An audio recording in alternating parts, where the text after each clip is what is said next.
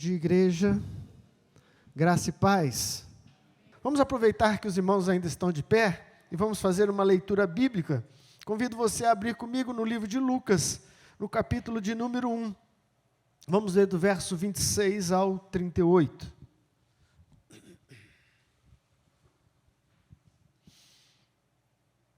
Lucas capítulo 1, versículo de número 26.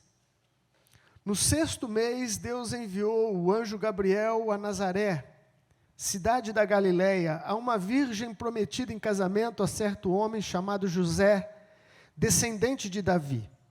O nome da virgem era Maria. E o anjo, aproximando-se dela, disse: Alegre-se, agraciada, o Senhor está com você. Maria ficou perturbada com essas palavras, pensando no que poderia significar essa saudação. Mas o anjo lhe disse: Não tenha medo, Maria. Você foi agraciada por Deus. Você ficará grávida e dará à luz um filho, lhe porá o nome de Jesus. Ele será grande e será chamado Filho do Altíssimo. O Senhor Deus lhe dará o trono do seu pai Davi, e ele reinará para sempre sobre o povo de Jacó, e o seu reino jamais terá fim. Perguntou Maria ao anjo: Como acontecerá isso, se sou virgem? E o anjo respondeu: O Espírito Santo virá sobre você, e o poder do Altíssimo a cobrirá com a sua sombra. Assim aquele que há de nascer será chamado Santo, Filho de Deus. Também Isabel, sua parenta, terá um filho na velhice. Aquela que diziam ser estéril já está em seu 6º mês de gestação, pois nada é impossível para Deus. Respondeu Maria: Sou serva do Senhor, que aconteça comigo conforme a tua palavra. Então o anjo a deixou. Aleluia. Obrigado, Jesus, pela tua santa, rica e poderosa palavra. Fala conosco, Senhor, mais uma vez nessa oportunidade, em teu nome, Jesus. Amém. A igreja pode se assentar. Hoje é um dia especial, né? O dia que se comemora o Dia das Mães, né? Mas, na verdade, o dia de mãe é todos os dias, né? A mãe é presente, é ativa, é amor, é cuidado, é tudo que nós precisamos, né? Como filhos, né? Sermos acolhidos nos braços das mães. Mas eu não sou muito temático, mas hoje eu quero aproveitar o embalo do Dia das Mães para falar sobre este tema da Maria, a grande serva do Senhor chamada Maria. E esse é o tema dessa mensagem: Maria, serva do Senhor. Em Dia das Mães, eu acho que não teria uma referência mais apropriada do que Maria, não é? A nossa querida Maria, que trouxe o Salvador ao mundo. Eu quero entrar nesse texto e pensar com vocês alguns aspectos que eu acho que são importantes acerca deste episódio singular da história.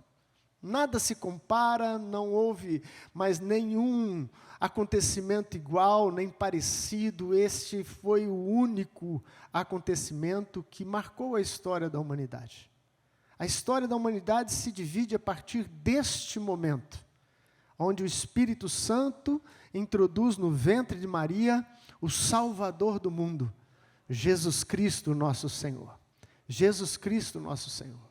Mas quando nós olhamos para este texto, é necessário, amados, que a gente se transporte para a época em que tudo aconteceu e se transporte para o contexto em que vivia essa jovem chamada Maria.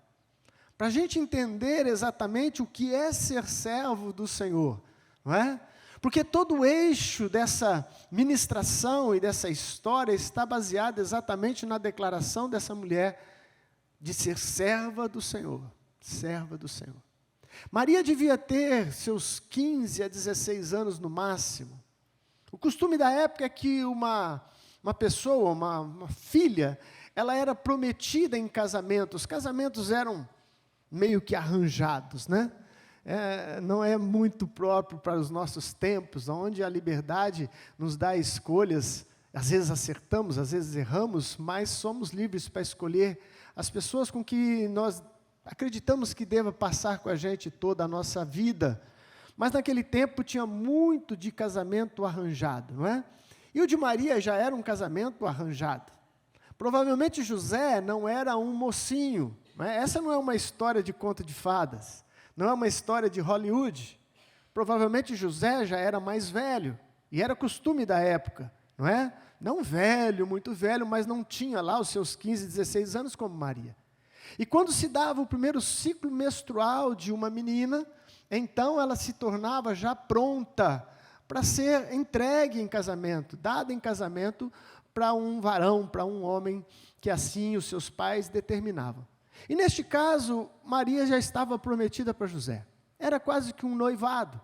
É lógico que eles se viam, conversavam, não era uma coisa também, né, alienígena, né, cada um no seu canto, nunca viu José, aí de repente, vou casar com José. Não, mas isso começava, né, através já de um comprometimento, e é lógico que havia conversa, havia sentar junto, havia reuniões familiares, né, e etc. Então Maria já estava esperando por este momento, esperando um grande momento que toda mulher, toda moça, espera um dia ter, né, o seu casamento, a sua noite de núpcias, o seu noivo maravilhoso, e Maria era essa menina. Maria simples, de uma família simples e pobre. Bispo, como é que você sabe que eles eram simples e pobres?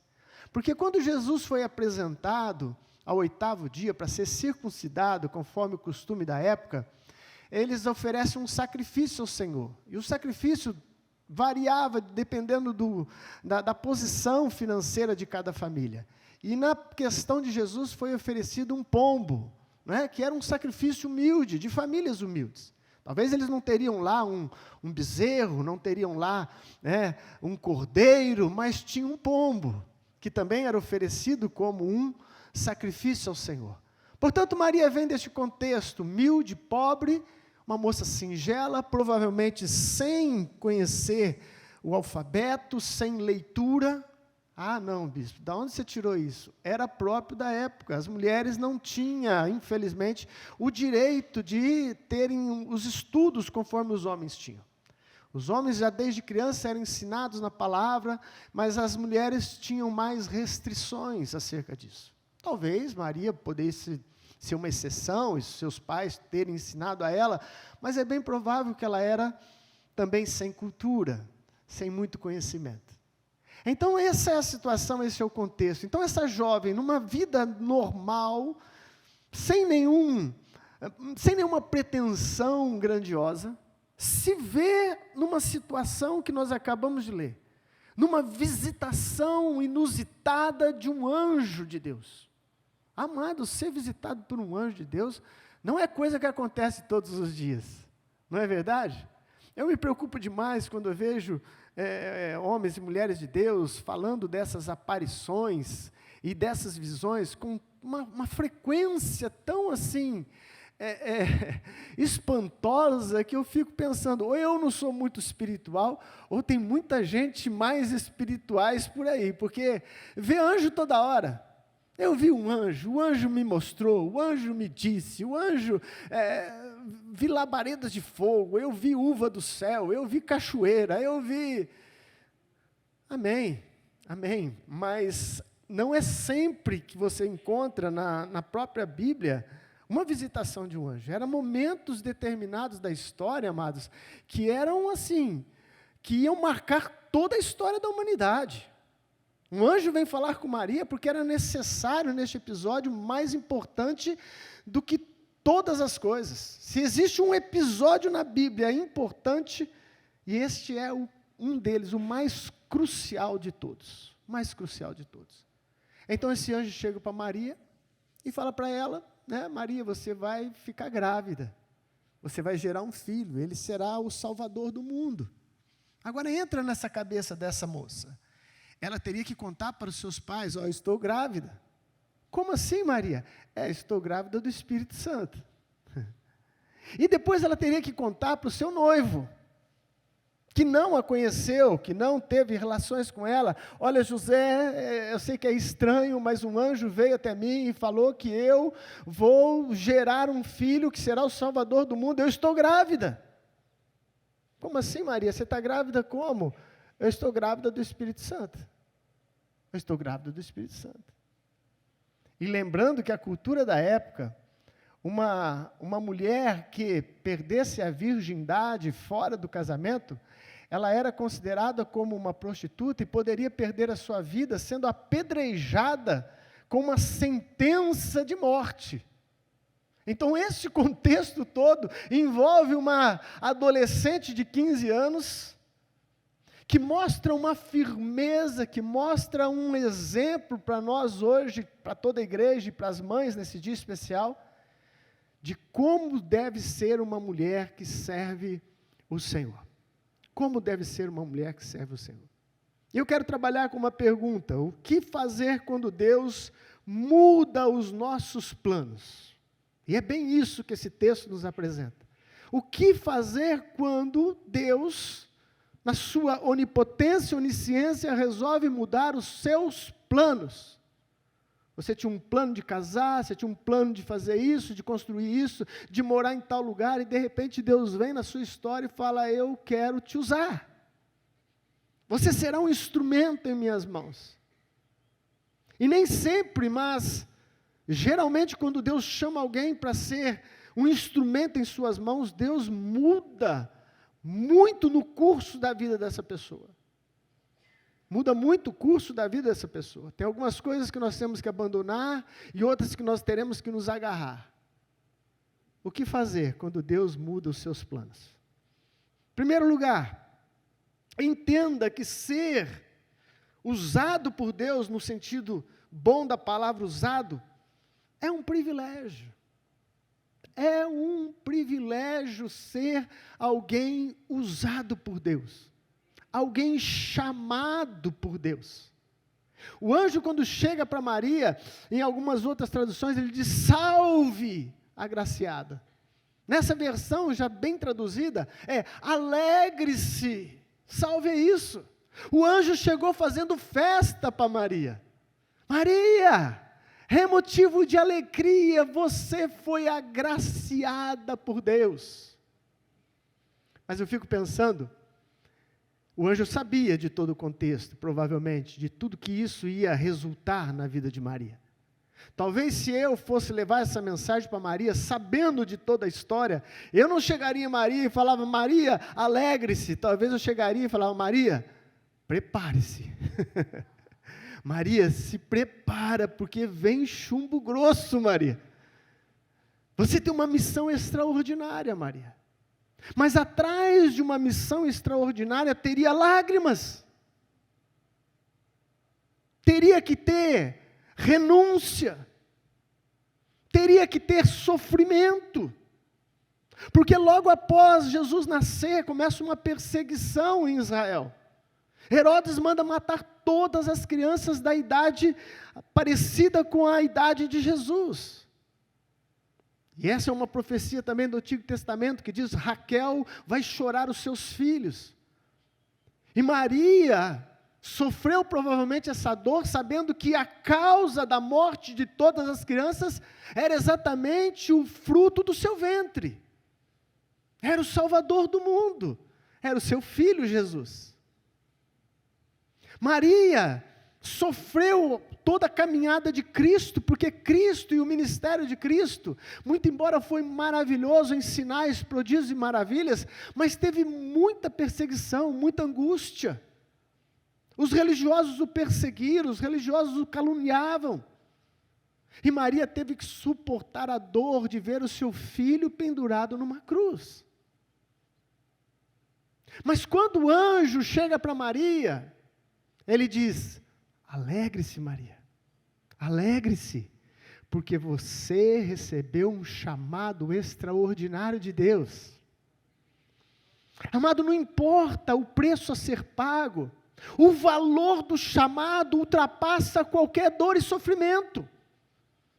Porque ser usado por Deus nessa terra é o que há de mais importante na vida de um ser humano.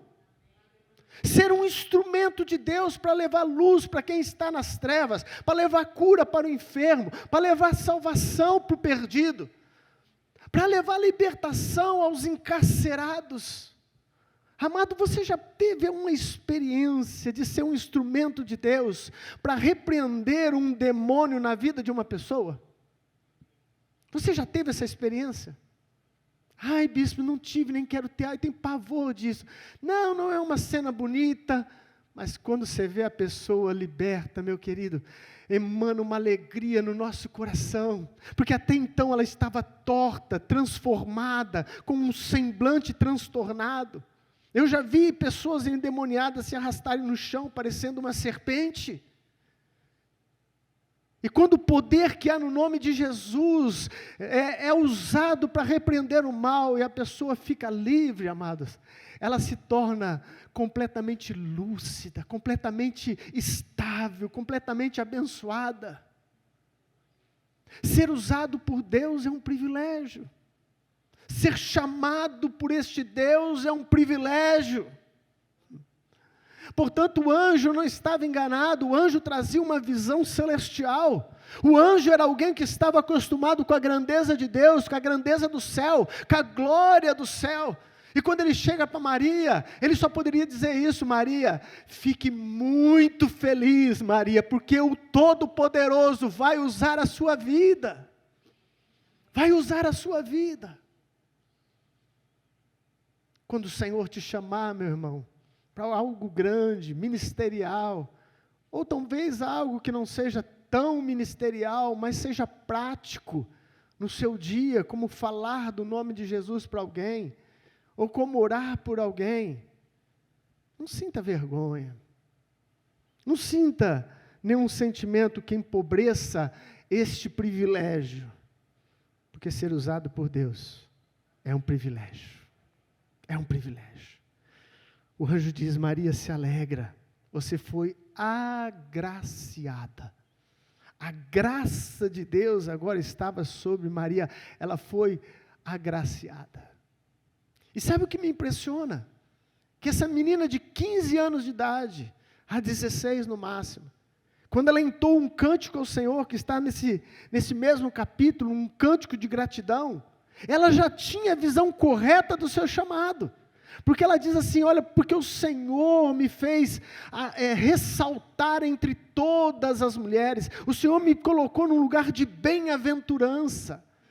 Ela entendeu o grande privilégio que o Senhor estava dando a ela, e como não seria gerar o próprio Deus encarnado, o próprio Deus encarnado. Mas não é diferente hoje, você também tem chamado, e você deve olhar para isso com muito temor e tremor. Não é temor porque Deus é um Deus que castiga, mas é uma reverência santa diante da magnitude de ser um instrumento usado na mão de Deus. Isso é precioso. Amém? Isso é precioso. Quando você vir dar uma palavra, quando você vem dar uma palavra de oferta, quando você vem à frente fazer uma oração, não considere isso de menor valor, pelo contrário, se prepare sim, estude na sua casa, leia o texto, pesquise. Ai, bispo, mas vai ser uma simples abertura. É um privilégio ser ministro na casa do Senhor. Segunda coisa que eu aprendo, e como eu devo comportar quando o Senhor muda os meus planos, é o que o anjo diz para ela: não tenha medo dos projetos de Deus para você. Não tenha medo. Porque eu entendo Maria. Além de ser um projeto grandioso, ela era muito nova.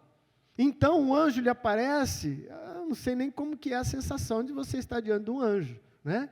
Mas a maioria das pessoas, até as mais santas, tremem diante de uma aparição assim, né? Diante de um poder, de um sobrenatural de Deus. E Maria também tremeu e ficou com medo, então o anjo disse para ela: Maria, não tenha medo. Eu já conversei com pessoas, amados, que falam assim: eu não sei, assim, eu acho que eu não estou pronto para me entregar para Jesus. Vai que Jesus me manda para a África para fazer missão. Eu não quero ir para a África fazer missão. As pessoas temem uma ação de Deus que venha a chacoalhar a sua vida e mudar completamente os seus planos, não é? Mas, meu querido, não tenha medo, não tenha medo.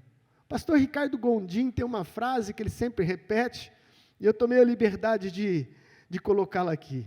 Deus é sábio demais para errar, e Deus é bom demais para me fazer o mal.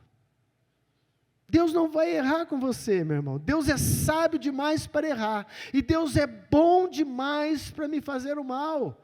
Portanto, não tenha medo de se entregar ao Senhor. Não tenha medo de entregar-se a Ele sem reserva. Deus, eu sou sua. Deus, eu sou seu. O que o Senhor quer fazer através da minha vida? O que o Senhor quer fazer através da minha vida? Se você, meu querido, não tem nenhum chamado, não sente nenhum toque de Deus para trabalhar na África, provavelmente o Senhor não vai te mandar para a África. Pode ficar sossegado. Talvez Ele te manda para o shopping center. Você gosta do shopping center? Você gosta do Ribeirão Shopping? Ele te manda para lá, não tem problema. Tem tanta coisa para fazer no Ribeirão Shopping, assim como tem para fazer na África, na Índia e em todos os lugares. O importante é se deixar usar por Deus e não ter medo da poderosa mão de Deus sobre nós. Deus é bom, o tempo todo Deus é bom. A sua bondade e misericórdia nos seguirão todos os dias da nossa vida. Maria, não tenha medo, não tenha medo. Você está em boas mãos, Maria. Você está nas mãos do Todo-Poderoso. Amém, meu querido? Quem sabe o Senhor está falando com você nessa oportunidade, que você sempre está segurando a sua vida, sempre em cima do muro. Eu não sei se eu me entrego por inteiro, eu não sei se eu me consagro por inteiro. Deus está dizendo hoje, não tenha medo da vontade de Deus na sua vida. Terceira lição que eu aprendo, quando Deus muda os nossos planos, quando Deus está na frente, Ele cuidará de todos os detalhes. Essa é uma preocupação nossa, não é? De repente você está sentindo um chamado de Deus para o ministério da palavra, e você percebe que você ainda não tem a desenvoltura necessária, ainda não tem aquela pegada de grandes pregadores da mídia que você vê no YouTube, vê em todo lugar, você fala, ai não, como é que vai ser isso? Eu vou passar vergonha. Meu irmão, deixa eu te dizer uma coisa, quando Deus está na frente, Ele cuida de todas as coisas.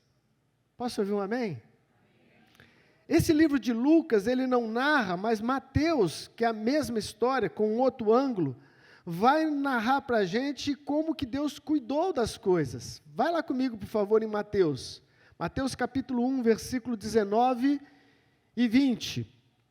Aqui vai falar do José. A história é bem semelhante, porque é uma narrativa da mesma história, só que vista por Mateus.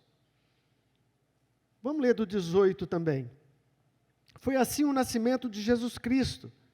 Maria, sua mãe, estava prometida em casamento a José, mas antes que se unisse, achou-se grávida pelo Espírito Santo.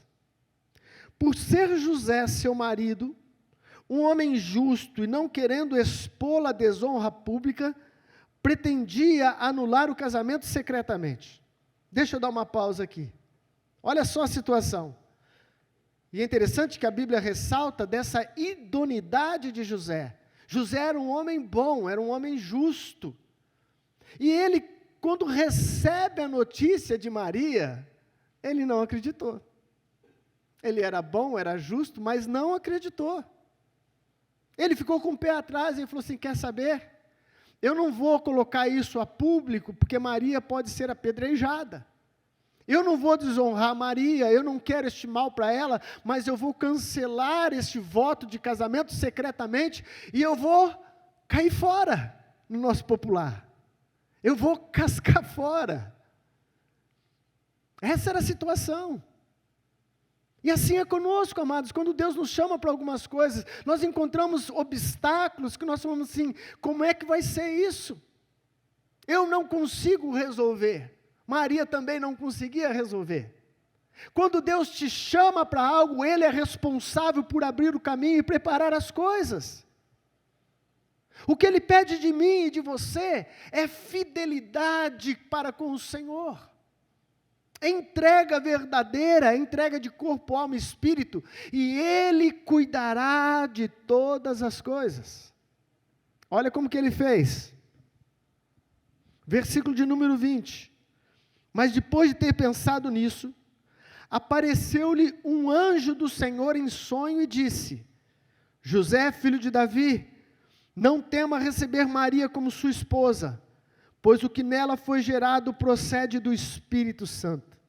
Ela dará à luz um filho, e você deverá dar-lhe o nome de Jesus, porque ele salvará o seu povo dos seus pecados. 24. Ao acordar, José fez o que o anjo do Senhor lhe tinha ordenado, e recebeu Maria como sua esposa. Mas não teve relações com ela, enquanto ela não deu à luz um filho, e ele lhe pôs o nome de Jesus. Deus está cuidando dos nossos passos. Quando entregamos a nossa vida a Ele, Ele cuida de nós, porque você deu a Ele a vida. Então você não deve mais ficar com ansiedade ou vivendo em preocupação absurda. É isso que Jesus ensinou? Não vos preocupeis com o dia de amanhã. Por quê? Porque se a vida sua está na mão dEle, Ele está cuidando de vós. Quando Deus chama alguém, Ele prepara o caminho. Mandou um anjo também em sonhos para José. Falou: José, pode receber. Eu estou autenticando. É obra do Espírito Santo de Deus. Aleluia. Só abrindo um parênteses aqui, que eu acho que cabe nessa mensagem. Vocês perceberam no texto que diz que José não tocou em Maria, não deitou-se com Maria, até que... Perceberam isso no texto? Isso é importante, porque algumas igrejas, num afã de colocar Maria num lugar tão santo, que dizem que Maria permaneceu virgem por toda a vida. Isso não é verdade. E Maria não é menos pura, porque depois ela teve a sua vida normal com seu esposo José. Porque ambos eram casados, e o sacramento do casamento santifica o ato. Por que o sexo fora do casamento é pecado? Porque está fora do sacramento instituído por Deus. Ele continua sendo uma concupiscência da mesma forma. Sim ou não? O que é concupiscência? É um forte desejo. Quando você dorme com sua esposa, com seu esposo, você não tem um forte desejo? Isso é uma concupiscência. Mas qual a diferença? O sacramento do casamento santifica o ato. Portanto, Maria continuou abençoada, continuou pura, continuou digna de ser honrada nesse aspecto. Foi a mulher que trouxe o Salvador ao mundo, foi agraciada por Deus, foi abençoada, é bem-aventurada, mas não permaneceu virgem. Isso é importante. Voltando ao texto, Deus cuida das coisas quando Ele nos chama. Eu me lembro daquela passagem do Antigo Testamento, e eu já preguei sobre este homem chamado José, um dos filhos de Jacó, não é? Que deu início a uma das tribos de Israel, José. José teve um sonho de Deus, um chamado de Deus, quando ainda ele era também novo, talvez 17, 18 anos de idade. Deus deu um sonho para José e falou: você vai ser líder. Você vai governar, até os seus pais vão se curvar diante de você, até os seus irmãos vão se curvar diante de você. Quando José recebe esse sonho, um adolescente, um jovem, imagina o que passou na cabeça dele: como isso será possível? Filho de Jacó, pobre, normal, sem hierarquia de rei, sem nada na sua família, como isso seria possível? E quando você acompanha a história de José, é linda, meu irmão. Se você nunca leu a história de José, você está perdendo as melhores partes das revelações sagradas. Deus vai costurando a história desse José de tal forma, os seus irmãos pegam nele, quer matar ele, aí um interfere, fala: não vamos matar, vamos colocar ele nesse buraco aqui, ele fica no buraco e tal, jogaram ele num buraco, aí o outro falou assim: não, para quê? Nós vamos fazer dinheiro com ele, vamos vender ele. Aí passaram os mercadores, vendeu o irmão. E naquela época, quando vendia, se tornava escravo. Acabou, é escravo. E assim a história de José foi sendo costurada por Deus, ele foi cair na casa de Potifar. Ali ele foi exemplar, ali ele foi servo de Deus, ali ele se destacou, ao ponto de depois ser caluniado, cair numa prisão. Estou resumindo para você. E da prisão, Deus o chama para revelar o sonho que ele tinha dado a Faraó. E quando José revela o sonho a Faraó olhou para ele e falou assim: você é o cara.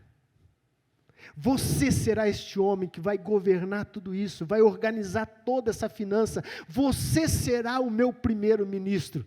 Trocando em miúdos para nós aqui, os brasileiros. Quem diria? Como é que pode alguém sair de um presídio? Ah, não, pode, né? Como é que pode alguém sair de uma cadeia e se tornar um dos maiores do mundo na época? Do mundo da época. Governou tudo, acima dele só tinha Faraó. Acima dele só tinha Faraó. Sabe por quê? Porque quando Deus chama, Deus prepara o caminho. Não tenha medo de aceitar um chamado de Deus na sua vida, porque Deus vai preparar o caminho. Aleluia! Aleluia! Louvado seja o Senhor. Em quarto e último lugar, e não menos importante, talvez o centro dessa mensagem, o que fazer quando Deus muda os nossos planos? Se submeta ao senhorio de Deus. Se submeta ao senhorio de Deus. Essa frase de Maria ecoa até hoje nos nossos ouvidos.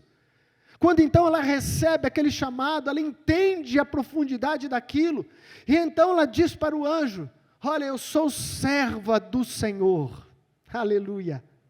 Cumpra-se em mim conforme foi dito, cumpra-se em mim conforme foi declarado, porque eu sou serva do Senhor.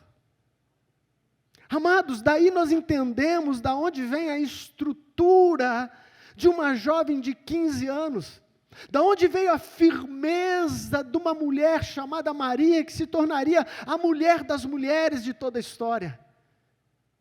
Porque desde a sua infância, ela já tinha determinado no seu coração: Jeová é o Senhor da minha vida. Desde a sua infância, ela já havia se entregado a esse senhorio de Deus. Mas nós, amados, em séculos futuros, desde então, temos algumas dificuldades para entendermos o senhorio do Senhor Jesus. O que é isso? Como se dá isso na sua essência? O apóstolo Paulo, quando escreve a carta aos Romanos, uma das cartas mais importantes do apóstolo Paulo, na saudação inicial, Romanos capítulo 1, versículo 1, ele diz assim: Paulo, servo de Deus, chamado para ser apóstolo por Jesus Cristo. Ele não disse: sou teólogo, sou fariseu de fariseu, sou PhD em Antigo Testamento. Não, ele se coloca e se apresenta: eu, Paulo, servo do Senhor, servo de Deus. E a palavra usada naquela instância é a mesma palavra usada aqui, a palavra no grego é doulos. Não tem como confundirmos, não tem como interpretarmos de forma diferente. Doulos significa escravo, um estado de servidão mais profunda. Maria disse a mesma coisa: eu sou doulos do Senhor, eu sou escrava. Bispo, o que muda isso? Muda tudo. Muda tudo. Você tem que entender esse contexto de escravidão. O escravo tinha um senhor, ele era submisso a ele em todas as instâncias. Tinha que fazer tudo que o senhor mandasse. Mas tem um outro lado da moeda. O escravo ficava doente. Quem tinha que resolver? O dono. O dono que tinha que resolver. Por quê? Porque ele era propriedade dele. Se ele ficasse doente, ele pararia de trabalhar, pararia de servir. Portanto, quando adoecia o escravo, o dono tinha que cuidar. Quando o escravo estava com algum problema, o dono tinha que saber. Portanto, a escravidão de doulos, que coloca, sim, o senhorio da pessoa sobre ela, também tem este lado em que o dono do escravo é responsável por ele. É responsável por ele. Quando Maria confessa, eu sou escrava do Senhor, ela está dizendo, a minha vida é dele. O que ele quer fazer? Ele quer que eu gere o Salvador? O que ele quer da minha vida? É ele quem manda. Quando você realmente tem o Senhor como seu dono, você passa a viver uma vida despreocupada. Eu acho que o grande problema do nosso século, essa aflição da alma de ter, de fazer, de ir e de vir, também está ligado à sua posição interior. Quem é o seu dono? Quem é o seu dono? Se realmente Deus é o seu dono, por que você se preocupa tanto? Por que quando a morte bate a porta, é uma correria louca? É uma aflição que parece que é o cão que está vindo. O cão chupando manga. Eu sei, amados, ninguém está com pressa. Amém? Ou tem gente com pressa? Ninguém está com pressa, não é? De encarar este momento.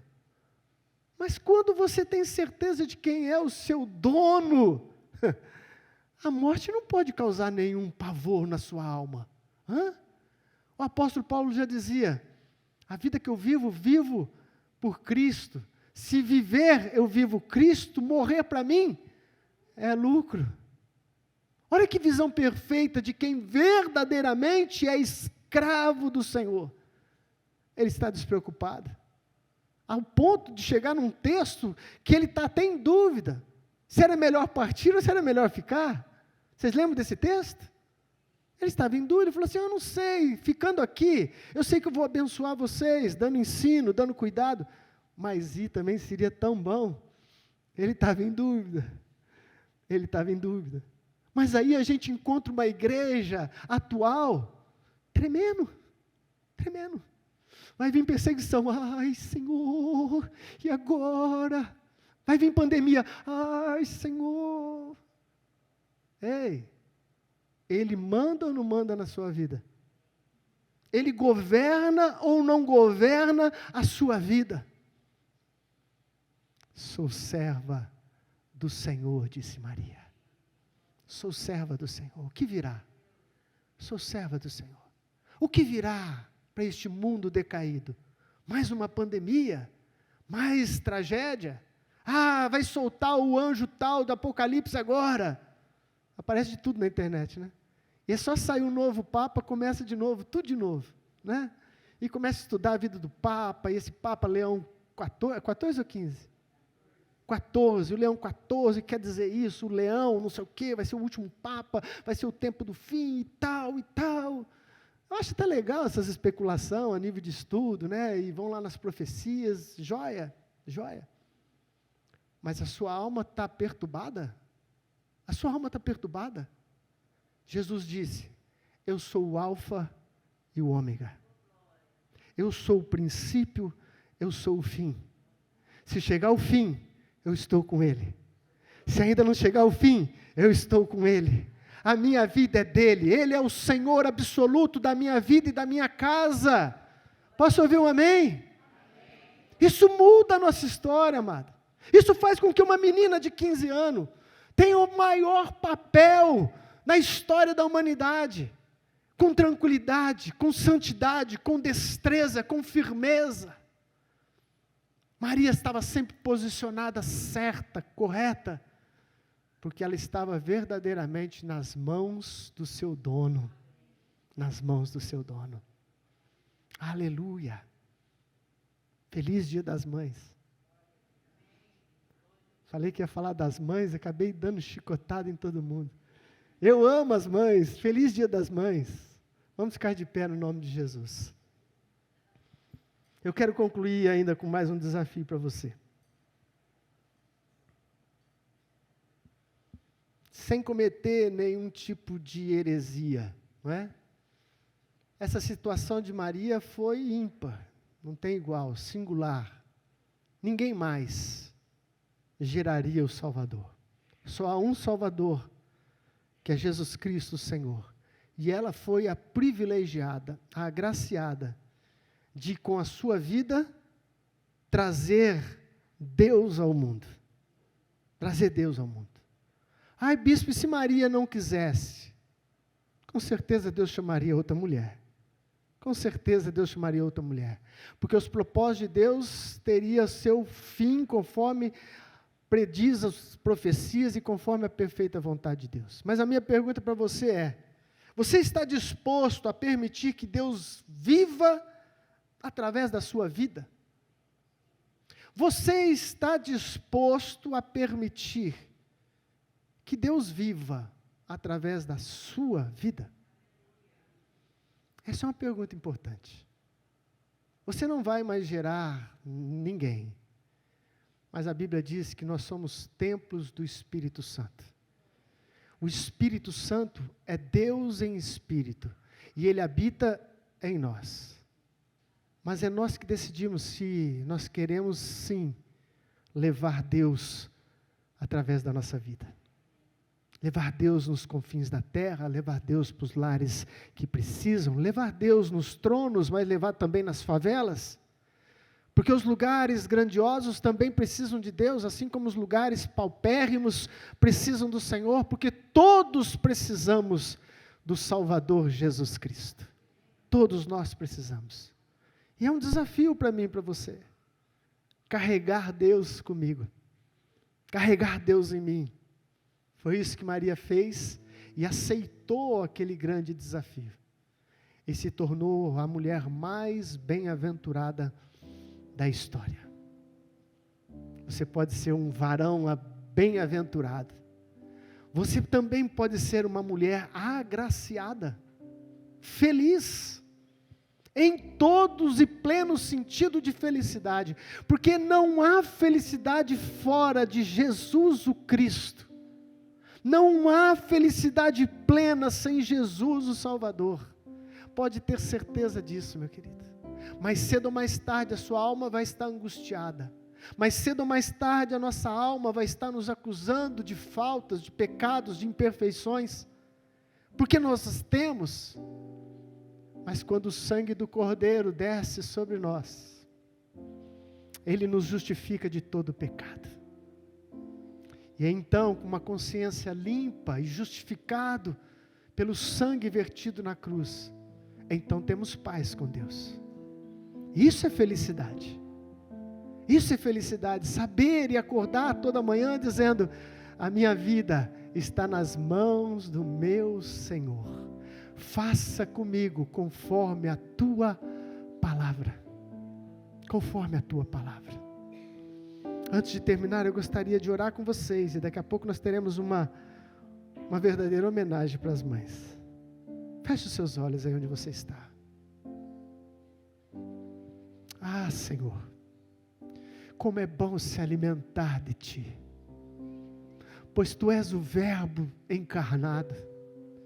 E quando, Senhor, a Tua palavra é ministrada na unção do Teu Espírito, o Verbo encarnado se faz presente em nós. E somos alimentados para mais uma semana de evangelismo, de propagação. Mais uma semana onde o senhorio de Cristo vai se fazer na minha vida. Porque Jesus Cristo é o Senhor, para a glória de Deus Pai. Abençoe, Senhor, cada servo e cada serva que está aqui, Pai. Chame, Senhor, aqueles que ainda por algum motivo se encontram indecisos, diante de viver a sua própria vida ou se entregar completamente ao senhorio de Cristo. Que seja essa oportunidade, um momento de divisor de águas na vida dessa mulher, na vida deste homem. Porque se uma coisa é importante, é que sejamos totalmente dele. Você não pode ser meio escravo. Deus não pode pegar uma meia parte.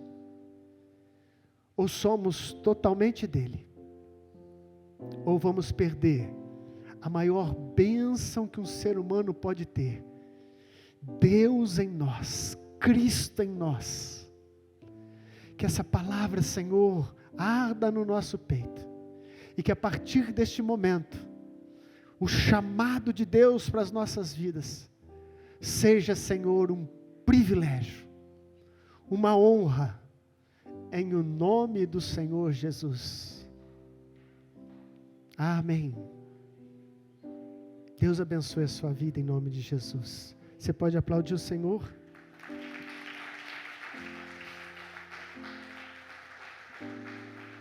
Glória a Deus. Gostaria de chamar as mães que viessem aqui à frente. Nós preparamos uma pequena, uma singela lembrança, mas que é de coração para vocês, nesse dia tão importante das mães. Você que é mãe, vem à frente agora em nome de Jesus. Amém? Você vai receber agora uma lembrança, para marcar esse momento tão importante. Nós vamos estar orando e abençoando todas essas mães que vão estar aqui agora.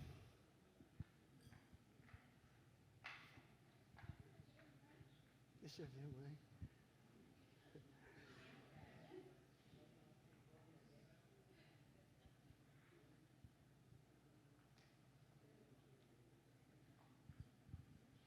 Tem mães, tem avós, que é mães e avós. A avó é mãe 2 vezes, não é? Então recebe 2 orações. Vamos ficar de pé, igreja, em nome de Jesus. Opa, tem mais uma. Falei que era singela lembrança, mas vamos mudar para uma tigela lembrança.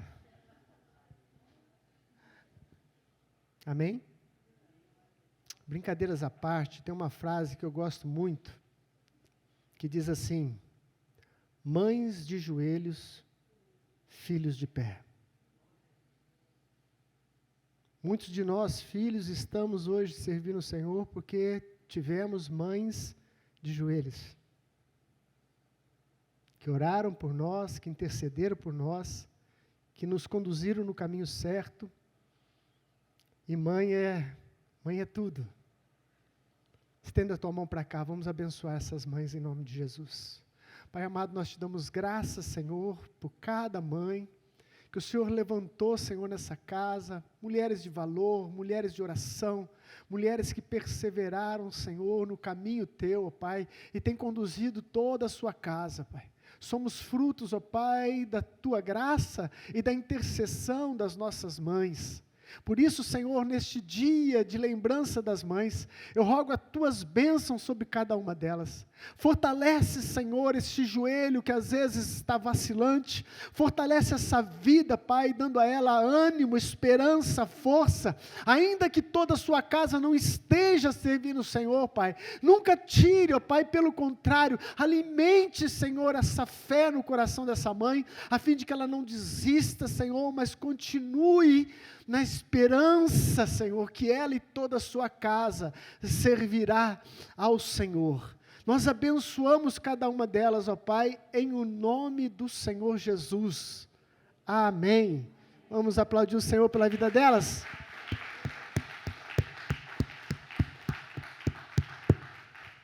Vamos ficar de pé, porque ainda tem que fazer a macarronada do Dia das Mães, não é? Ergam a mão para o céu. Aleluia.